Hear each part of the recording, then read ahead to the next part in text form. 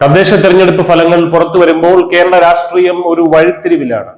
UDF അപ്രതീക്ഷിത വിജയം നേടി ഭരണകക്ഷിയായ LDF കടുത്ത പ്രതിസന്ധിയിലുമായി. എന്നാൽ ഈ തെരഞ്ഞെടുപ്പ് ഏറ്റവും കൂടുതൽ ആഘോഷമാക്കുന്നത് ആരാണ് എന്ന് ചോദിച്ചു കഴിഞ്ഞാൽ BJP ആണ് എന്നതാണ് ഉത്തരം.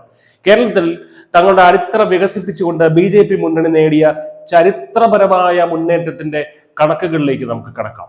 ആകെ 23,571 വാർഡുകളിലേക്കാണ് തെരഞ്ഞെടുപ്പ് നടന്നത്. ഇതിൽ UDF 11,102 സീറ്റുകൾ സ്വന്തമാക്കി ഏറ്റവും വലിയ ഒറ്റ മുന്നണിയായി മാറി.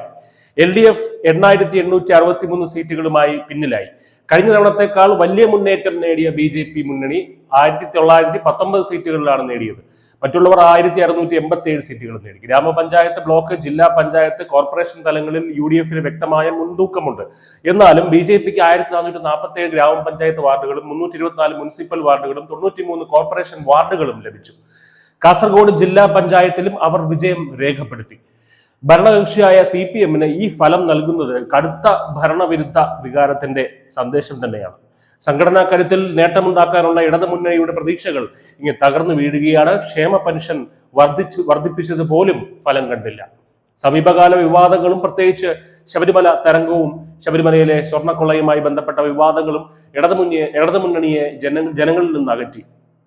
മുഖ്യമന്ത്രിയുടെ ചില പ്രസ്താവനകളും പാർട്ടിയെ ദോഷകരമായി ബാധിച്ചിട്ടുണ്ട്. അതേസമയം UDFന്റെ ഈ വിജയം ശബരിമല വിവാദങ്ങൾ പോലുള്ള വിവാദങ്ങൾ എങ്ങനെയാണ് മണ്ണും ചാരി നിൽക്കുന്നവൻ പെണ്ണും കൊണ്ടുപോകുന്നത് പോലെ എന്ന് കാണിച്ചു തരുന്ന ഒന്നാണ്. ഈ രാഷ്ട്രീയ സാഹചര്യങ്ങൾക്കിടയിൽ BJP നേടിയ 1,919 സീറ്റുകൾ കേരളത്തിൽ ഒരു മൂന്നാം ശക്തിയായി വളരാനുള്ള അവരുടെ ശ്രമത്തിന് ശക്തി പകരുന്നതാണ്. ഈ ഫലത്തിൽ നിന്ന് അതിവേഗം കരകയറിയില്ല എന്നുണ്ടെങ്കിൽ ഭരണത്തിൽ ഹാട്രിക് നേടാനുള്ള സ്വപ്നം യാഥാർത്ഥ്യമാകില്ലെന്ന് CPM ഇപ്പോൾ തിരിച്ചറിയുന്നു. സൈബർ പിന്തുണ കൊണ്ട് മാത്രം ഇനി അധികാരം നിലനിർത്താൻ കഴിയില്ലെന്ന ശക്തമായ തിരിച്ചറിവിലാണ് ഇടതുപക്ഷം. UDFന്റെ മുന്നേറ്റവും BJPയുടെ വളർച്ചയും വരാനിരിക്കുന്ന നിയമസഭാ തെരഞ്ഞെടുപ്പിന് വലിയ രാഷ്ട്രീയ മാനം നൽകുന്നു. News desk Malayalam.